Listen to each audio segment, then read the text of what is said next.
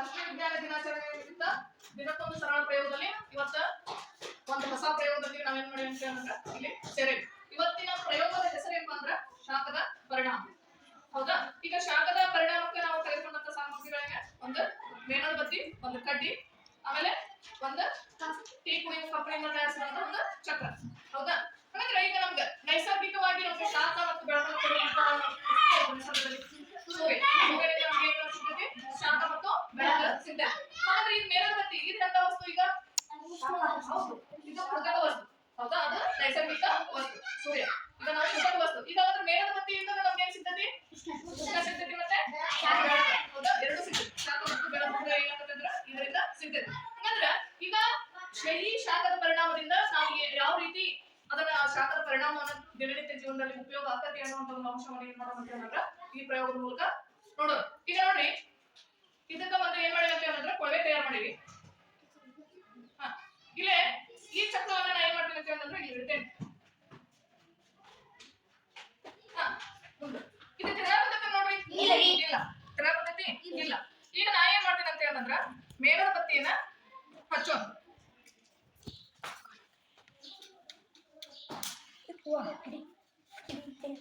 ಹಚ್ಚೋಣ. ಈಗ ಈ ಕೊಳವೆಯನ್ನು ಹಾಕೊಂತೇನೆ. ಇದನ್ನ ಸರಿಯಾಗಿ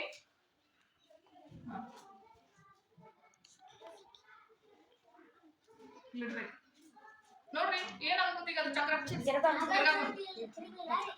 ಹಾಗೆ ತಿರ್ಲಿಲ್ಲ, ಹಂಗ ಇಟ್ಟಾಗ ತಿರ್ಲಿಲ್ಲ. ಈಗ ಏನಾಗುತ್ತೆ? ತಿರ್ಗಾಕುಂತೈತಿ. ಹೌದಾ? ಯಾಕೆ ಅದು ಯಾಕೆ ತಿರುಗ್ತೈತಿ? ಉಷ್ಣ ಬಡಿತೈತಿ. ಉಷ್ಣ ಬಡಿಯಂಗಿಲ್ಲ, ಉಷ್ಣದ ಒಂದು ಗಾಳಿ ಬಡಿತೈತಿ. ಹೌದಾ?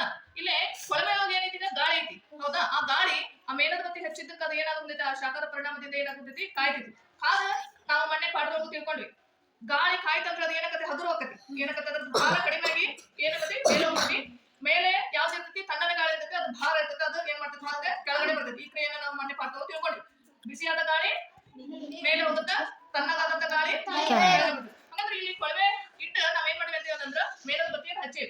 ಹೌದಾ? ಆ ಮೇಣದ ಬತ್ತಿಯಿಂದ ಅಲ್ಲಿ ಕೊಳವೆ ಒಳಗೆ ಇರ್ತಕ್ಕಂಥ ಗಾಳಿ ಏನಾಗುತ್ತದೆ ಅಂತ ಹೇಳಿದ್ರೆ ಬಿಸಿ ಆಗುತ್ತೈತಿ. ಏನಾಗುತ್ತೈತಿ? ಆ ಬಿಸಿ ಆದಂತ ಗಾಳಿ ಯಾವ್ದಕ್ಕೆ ಬಡಿತೈತಿ? ಹಗುರವಾಗಿ ಆ ಹಗುರವಾದಂತ ಗಾಳಿ ಏನಾಗುತ್ತೆ ಅಂತ ಹೇಳಿದ್ರೆ ಇದಕ್ಕೆ ಬಡಿನಾಗುತ್ತ ತಿರುಗ್ತೈತಿ. ಫ್ಯಾನಿನ ರೆಕ್ಕೆಗೆ ತಿರುಗ್ತೈತಿ. ಹಾಗಂದ್ರೆ ಇಂಥ ಫ್ಯಾನ್ ಅನ್ನ ನೀವು ಎಲ್ಲಿ ನೋಡಿರಿ? ಗುಡ್ಡದ ಮೇಲೆ ನೋಡಿರಿ. ಯಾಕೆ ಹಾಕಿರ್ತಾರ ಅವನ್ನ? ಅವು ತಿರುಗ್ತಾವಲ್ಲ, ಎದರ ಶಕ್ತಿಯಿಂದ? ಶಕ್ತಿಯಿಂದ ಅಲ್ಲ, ಸೌರ ಶಕ್ತಿಯಿಂದನೂ ಅಲ್ಲ, ಪವನ ಶಕ್ತಿಯಿಂದ. ಅಂದ್ರ ಅಲ್ಲಿ ಏನಾಗತ್ತಂದ್ರ ಭೂಮಿ ಮೇಲೆ ಬಿದ್ದಂತ ಶಾಖದ ಪರಿಣಾಮದಿಂದ, ಸೂರ್ಯನ ಶಾಖದ ಪರಿಣಾಮದಿಂದ ಗಾಳಿ ಏನಕತಿ? ಕಾಯ್ತೈತಿ. ಕಾದು ಹಗರವಾಗಿ ಮೇಲೆ ಹೋಗತ್ತ. ನೋಡ್ರಿ ಎಷ್ಟು ಬೇಗ ತಿರ್ಗಾಕುಂತೈತಿ. ಹೌದಾ? ಮೇಲೆ ಹೋಗಿ ಅದು ಏನ್ ಮಾಡ್ತೈತಿ? ಅಲ್ಲೇ ಇದ್ದಂತ ಫ್ಯಾನಿನ ಒಂದು ಏನ ರೆಕ್ಕೆಗಳನ್ನ ಏನ್ ಮಾಡ್ತೈತಿ? ಅದು ತಿರುಗಿಸ್ತೈತಿ. ನೋಡ್ರಿ ಎಷ್ಟು ಬೇಗ ತಿರ್ಗಾಕುಂತು. ಅದರಿಂದ ಅದನ್ನ ಏನ್ ಮಾಡ್ತಾರೆ ಅಂದ್ರೆ ವಿದ್ಯುತ್ ಅನ್ನ ಉತ್ಪಾದನೆ ಮಾಡ್ತಾರೆ. ಪವನ ಶಕ್ತಿಯಿಂದ ವಿದ್ಯುತ್ ಉತ್ಪಾದನೆ. ಈಗ ನಾವು ಅದನ್ನ ಏನ್ ಮಾಡಿದ್ವಿ? ಬಿಟ್ಟು ಇಲ್ಲೇ ಸುಲಭವಾಗಿ ನಮ್ಮ ತರಗತಿಯಲ್ಲಿ ಇದ್ದಂತ ವಸ್ತುಗಳ ಮೂಲಕ ಏನ್ ಮಾಡಿದ್ವಿ ಅಂತ ಹೇಳಿದ್ರೆ ತಿಳ್ಕೊಂಡ್ವಿ. ನೋಡ್ರಿ ಹೆಂಗ್ ತಿರ್ತಾ ಇದೆ ಇದು. ಹಾಗಾದ್ರೆ ಇದಕ್ಕೆ ಕಾರಣ ಏನು? ಶಾಖ. ಹೌದಾ? ಯಾವುದೇ ಒಂದು ಈಗ ನಾವು ಹೊರಗಡೆ ನೈಸರ್ಗಿಕ ಶಾಖ ಇದರಿಂದ ಬರ್ತಕ್ಕಂಥ ಶಾಖದಿಂದ ಹೊರಗಿನ ಗಾಳಿ ಏನಾಗುತ್ತಂದ್ರೆ ಕಾದು ಬಿಸಿಯಾಗಿ ಹಗುರಾಗಿ ಏನಾಗುತ್ತಾ? ಮೇಲೆ ಹೋಗಿ ಅಲ್ಲಿದ್ದಂತ ಫ್ಯಾನ್ ಅನ್ನ ರೆಕ್ಕೆಗಳನ್ನ ಏನ್ ಮಾಡ್ತೈತೆ ಅಂದ್ರೆ ತಿರುಗಿಸ್ತೈತೆ. ಅದರಿಂದ ನಾವು ವಿದ್ಯುತ್ ಅನ್ನ ಉತ್ಪಾದನೆ ಮಾಡ್ತೇವೆ.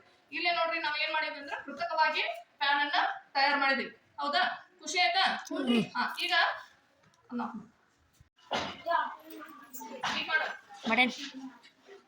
ಮುಂದೆ ಬರ್ಬಾರ್ದು. ನೋಡ್ರಿ ಯಾವ ರೀತಿ ತಿರ್ಗಾಗುತ್ತೈತಿ. ಹೌದಾ?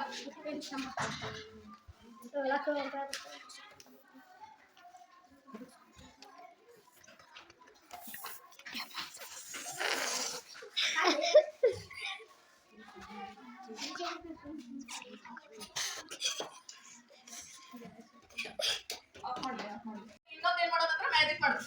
ಏನ್ ಮಾಡ್ಕೊಂಡಿವಿ? ಒಂದು ಹಾಳೆಯನ್ನ ವೃತ್ತಾಕಾರದ ರೀತಿಯಲ್ಲಿ ಏನ್ ಮಾಡ್ಕೊಂಡಿವಿ? ಇದನ್ನ ಕಟ್ ಮಾಡ್ಕೊಂಡು ನೋಡ್ರಿ ಇದು ಯಾವ ರೀತಿ ಇರ್ತೈತಿ ಅನ್ನೋದನ್ನ ನೋಡ್ರಿ. ಯಾಕೆ ತರ ಕೂತಿದ್ದು? ಶಾಖದ ಪರಿಣಾಮ.